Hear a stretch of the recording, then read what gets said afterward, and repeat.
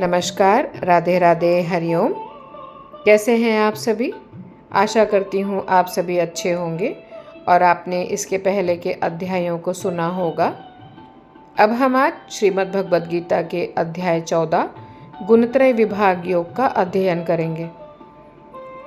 इस अध्याय में सर्वप्रथम प्रकृति और पुरुष द्वारा जगत की उत्पत्ति बताई गई है।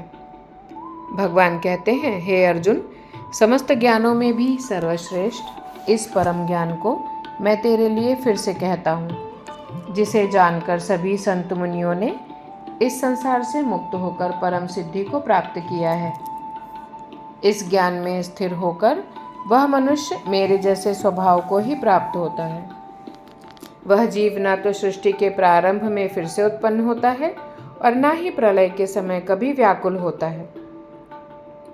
हे भरतवंशी, मेरी यह 8 तत्वों वाली जड़ प्रकृति जल, अग्नि, वायु, पृथ्वी, आकाश, मन, बुद्धि और अहंकार ही समस्त वस्तुओं को उत्पन्न करने वाली योनि अर्थात माता है और मैं ही ब्रह्म अर्थात आत्मा रूप में चेतन रूपी बीज को स्थापित करता हूँ। इस जड़ चेतन के संयोग से ही सभी चर और अचर प्राणियों का जन्म संभव होता है।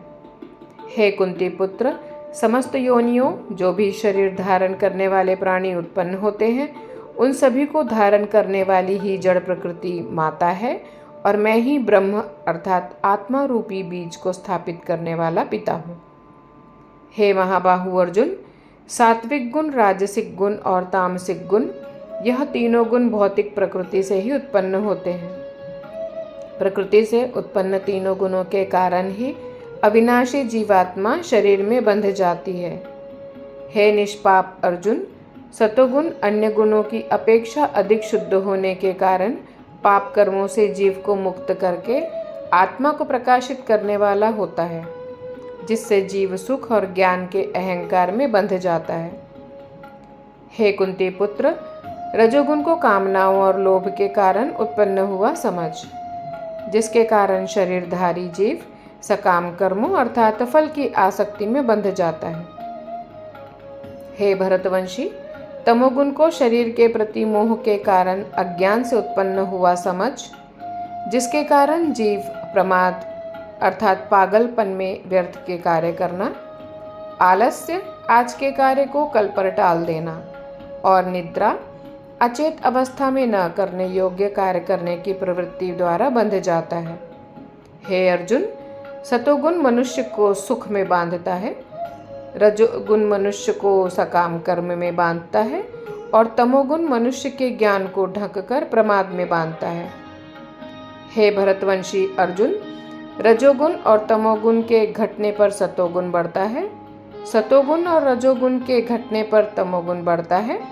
इसी प्रकार तमोगुण और सतोगुण के घटने पर रजोगुण बढ़ता है। जिस समय इसके शरीर के सभी 9 द्वार, 2 आँखें, 2 कान, 2 नथुने, मुख, गुदा और उपस्थ में ज्ञान का प्रकाश उत्पन्न होता है, उस समय सतोगुण विशेष बुद्धि को प्राप्त होता है। हे भरतवंशियों में श्रेष्ठ, जब रजोगुण विशेष बुद्धि को प्राप्त होता है, तब लोभ के उत्पन्न होने के कारण फल की इच्छा से कार्यों को करने की प्रवृत्ति और मन की चंचलता के कारण विषय भोगों को भोगने की अनियंत्रित इच्छा बढ़ने लगती है। हे कुरुवंशी अर्जुन, जब तमोगुण विशेष बुद्धि को प्राप्त होता है, तब अज्ञान रूपी अंधकार कर्तव्य कर्मों को न करने की प्रवृत्ति, पागलपन की अवस्था और मोह के न होने के कारण कार्य करने की प्रवृत्ति बढ़ने लगती है।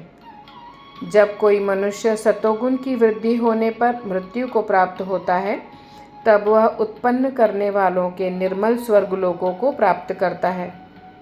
जब कोई मनुष्य रजोगुण की बुद्धि होने पर मृत्यु को प्राप्त होता है, तब वह सकाम कर्म करने वाले मनुष्यों में जन्म लेता है और उसी प्रकार तमोगुण की बुद्धि होने पर मृत्यु होने पर मनुष्य पशु पक्षियों आदि निम्न योनियों में जन्म लेता है। सतोगुण में किए गए कर्म का फल सुख और ज्ञान युक्त निर्मल फल कहा गया है। रजोगुण में किए गए कर्म का फल दुख कहा गया है और तमोगुण में किए गए कर्म का फल अज्ञान कहा गया है। सतोगुण से वास्तविक ज्ञान उत्पन्न होता है, रजोगुण से निश्चित रूप से लोभ ही उत्पन्न होता है और तमोगुण से निश्चित रूप से प्रमाद, मोह, अज्ञान ही उत्पन्न होता है।